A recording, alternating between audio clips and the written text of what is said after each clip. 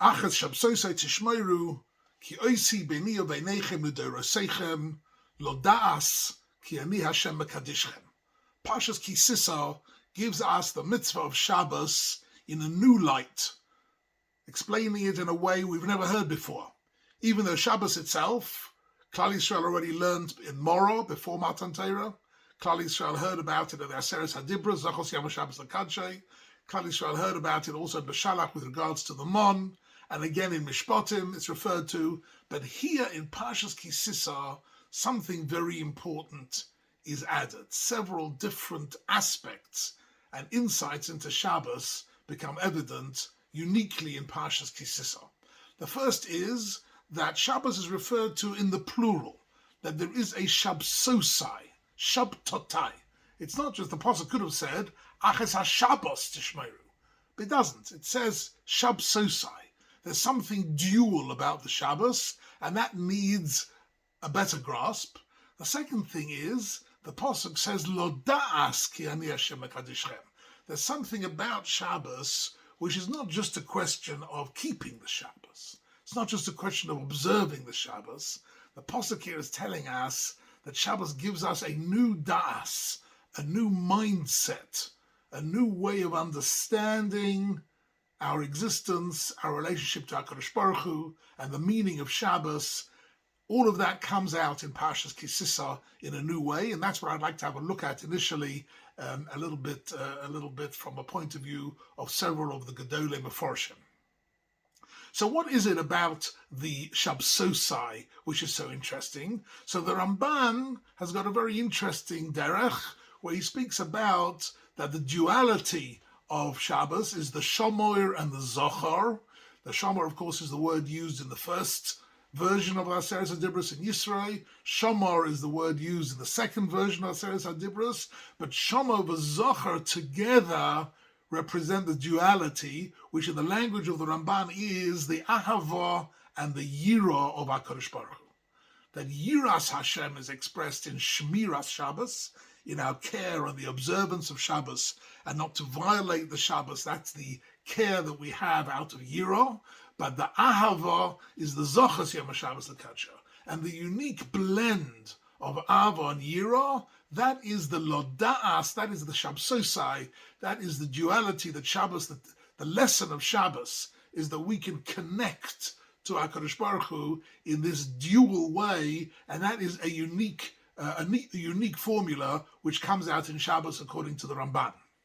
The Kli Yakar goes down a slightly different route, and the Kli Yakar says that actually Shabbos represents, firstly, Maisa Bereshis, right? The Shabbos Bereshis, the Shabbos of Kisheishis Yomim Osa Hashem Es Hashemayim Bes Aretz, God the Creator, the origin of the world, and it also represents that Yanchilenu Yom Shekulei Shabbos Umenucha L'Chayei Olomim. It represents Olam Haba.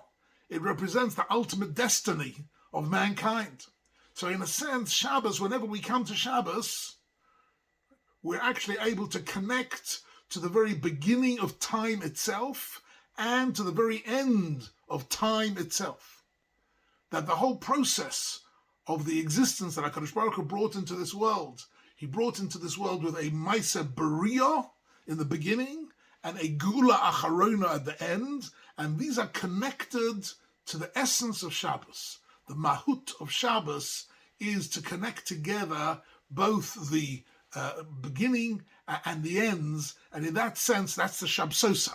That is the duality of Shabbos, and that's also the Shnei Chavosim, the two lambs, the Karbonos of Shabbos are also dual. The reason is because, says the Kli Yakar, the Shabbos has this message of being able to take a moment of the week, one day of the week, and to connect to the beginnings and the ends of destiny of the time itself, and that is the Lodas. That is a way of understanding our position in this world. The Rashi, interestingly, says that Lodas means that the Goyim, the Umot HaOlam, the nations of the world should know Ki Ani Hashem Mekadeschem, that in some way Shabbos is our hallmark, is something unique about Klal Yisrael, which the non-Jews don't have.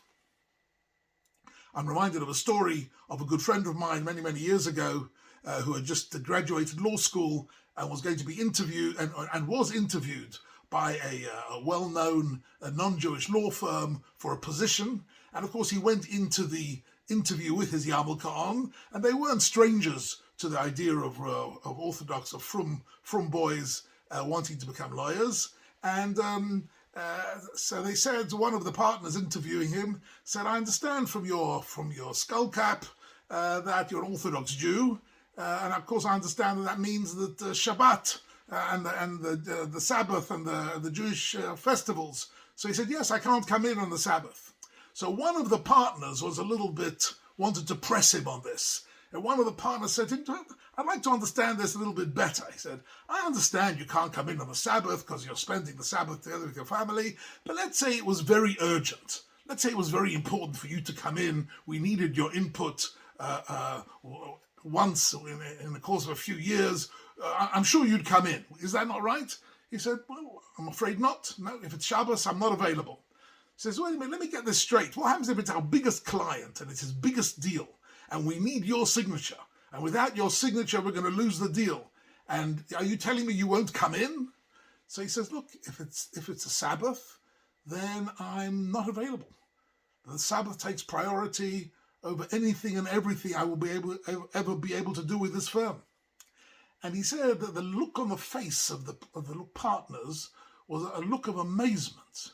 And obviously they were thinking to themselves that they don't have in their life anything like that. They don't have a value or a commitment which overrides some of the biggest issues in their professional life. That for them, this whole idea that this young man had a value system which had in it a Shabbos, which was a complete deal breaker. That there was nothing in this company, not the biggest deal, not the most important event, nothing which could make him come in on Shabbos. This was to them something quite extraordinary. And that's right. That's the Rashi here in Parshas Tissa. That is Lodas K'nei Hashem Mekadishkem. The nations of the world will find out that Klal Yisrael have a Shabbos, which is something that they don't have at all, that they can't even imagine. That there's something of such great importance. I don't think he got the job, incidentally. That's a different story completely. Anyhow, but here we have in Tissa a very interesting new insight into the Lodas, where both the Ramban's Avon Yiro and the Kliyakas beginning and the end of existence, all into the essence of Shabbos itself. There is, however, another interesting idea that is brought here in the Kliyaka, which I also find very fascinating, because it relates to the whole structure of these parshas. Truma Tetzaveh, Kisisa, Vayakel, Pekudei, all these 5 parshas deal primarily with the construction of the Mishkan, as we know. But what's interesting here, there's a very interesting symmetry. The first 6 chapters, Truma Tetzaveh, and the beginning of Kisisa, is HaKadosh Baruch Hu spending 6 chapters in a private conversation with Moshe Rabbeinu, telling him all the details of the construction of every item, every artifact in the Mishkan, all the clothing, all the kalim, everything built in a particular way with these particular materials. That's Truma Tetzaveh and the bit of Kisisa. And then Vayakel Pekudei is another 6 chapters of Moshe Rabbeinu telling over to the Jewish people the whole story of their involvement in building the Mishkan. So you have it once coming from Hashem to Moshe, and then again, the same thing over again, Moshe telling it to Klal Yisrael. But there's one very interesting difference between these 2 sequences in the Torah, and that is Shabbos. Because what happens is that initially when HaKadosh Baruch Hu is speaking to Moshe Rabbeinu, he first tells him all about the Mishkan, and then at the very end he tags on in Kisisa, Aches Shabsoise Tishmeru, Ki Osi Beni Ubeneichem L'Dereseichem, Lodas Ki Ani Hashem Mekadishchem. Don't forget the Shabbos. V'shomru B'nei Yisrael es HaShabbos, La'as es HaShabbos, L'Derosom B'ris Elom. Don't forget Shabbos. Shabbos is not just a mitzvah. It's more than a mitzvah. It's a brit. It's an unbroken unbreakable bond, the covenant between Klal Yisrael and HaKadosh Baruch Hu, that's the Shabbos. But that's brought in Tissa at the end of the entire dialogue between HaKadosh Baruch Hu and Moshe Rabbeinu. And then we look at Vayakel Pekudei, and we see Moshe Rabbeinu telling over the whole story to Klal Yisrael, and he gives it over in all its details perfectly, but he switches the order. He doesn't first tell them about the Mishkan and then Shabbos. He first tells them Shabbos. Vayakel Moshe's Bnei Yisrael, next week's Parshas Vayakel. It starts off immediately about Shabbos. Sheishes Yomim Yosam Malacha, V'yom Ashri Tishbos. That the importance of resting on the seventh day is the first thing he says. And then he tells them 6 chapters worth of details of building the Mishkan. And it's striking, says the Kliyaka. How come Hafach et HaSeder, says he switches the sequence. What's going on here? And this is a very beautiful principle, which maybe I've touched on once or twice before in other contexts, because it's a general principle that Chazal understood, which is to do with the structure of lots of ideas within the Torah.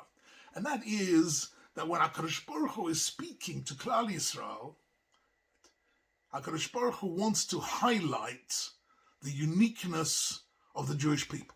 And he wants to give praise and shevach to Klal Yisrael. Right? Now this is something which is remarkable and unique about the Jewish people. And what is that? The Mishkan. The Mishkan represented that HaKadosh Baruch Hu was v'shachanti b'seicham, the presence of HaKadosh Baruch Hu, that HaKadosh Baruch Hu heard the tefillas of Klal Yisrael, and ultimately that HaKadosh Baruch Hu forgave them the Chet Egel. All that is in the Mishkan, and the Mishkan represents in that sense the unique beauty and significance, eternity of Klal Yisrael. Right? Shabbos, on the other hand, represents Kvod Shamayim, Shehakol Boro Lichvoidei, that the Bria was in order to emphasize the Kvod Hashem. Says the Kliyaka something very beautiful. When HaKadosh Baruch Hu is speaking to Moshe Rabbeinu in the first six chapters of Truma Tetzaveh, there he first emphasizes the Kavod of Klal Yisrael, about the Mishkan. And then at the end he says, oh yes, and don't forget Kvod Shamayim. Don't forget that there is also Kvod Shamayim. That's not to be ignored. Moshe Rabbeinu, on the other hand, when he's telling over the mitzvahs to Klal Yisrael, he switches the order. He says, from our point of view, the primary value is Kvod Shamayim. As we all know, under the chuppah, Shehakol Bara Lechvoida is the first bracha. Before we do anything else, before we speak about Ava Achva, Shalom Bareyas, Yosis Alayich, all that comes afterwards. The first thing is Shehakol Bara Lechvoida. And that's Shabbos. After that, we can build the Mishkan. And it's interesting, and this is a repeated pattern that we find in several places in the Torah. And it's interesting that the Mefarshim connect this to a Gemara in Brachas Davov, which speaks about the midrashic idea of what is written in the tefillin of HaKadosh Baruch Hu. Of course, HaKadosh Baruch Hu doesn't wear tefillin, and this is a metaphor, and the meaning of this Gemara is, were HaKadosh Baruch Hu to wear tefillin, what would be written in his tefillin? And the answer, the Gemara answers, if in our tefillin is Shema Yisrael, Hashem Elokeinu, Hashem Echad, in HaKadosh Baruch Hu's tefillin is Mi Ka'amcha Yisrael Goy Echad Ba'aretz. We are praising the uniqueness, the achdus of HaKadosh Baruch Hu. HaKadosh Baruch Hu is praising the uniqueness, Ka'amcha Yisrael, Mi Ka'amcha Yisrael, the uniqueness of Klal Yisrael. That is our reciprocal relationship with HaKadosh Baruch Hu. And if you look at the Marsha on that Gemara in Brachas Davov, you'll find that he says that's the meaning of Ani L'Doidi V'Doidi Li. The mutual love, the reciprocal, profound love between HaKadosh Baruch Hu and Klal Yisrael is expressed in the Torah on numerous occasions by expressing this idea that when we want to praise, when we want to speak about our life, we start with Kvod Shamayim, wherever we have the opportunity, right?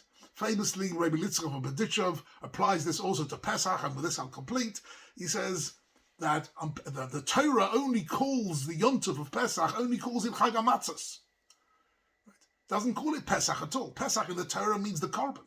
The Yontif is Chag HaMatzos, because the HaKadosh Baruch Hu wants to praise the Jewish people that we eat matzos, that we are willing to commit ourselves to a whole Yontif of only matzos without bread. But we call it Pesach. We don't call it Chag HaMatzos. The Gemara is called Psachim. Arvei Pesachim, we refer to the Yontav as Pesach because we want to praise HaKadosh Baruch Hu, Shepasach al Botei Mitzrayim, by the Geula of HaKadosh Baruch Hu, and therefore this is part of the unique relationship that Klal Yisrael have with HaKadosh Baruch Hu, and that's also part of the Loda'as, that's part of the understanding that the Parshas Ki Sisa wants us to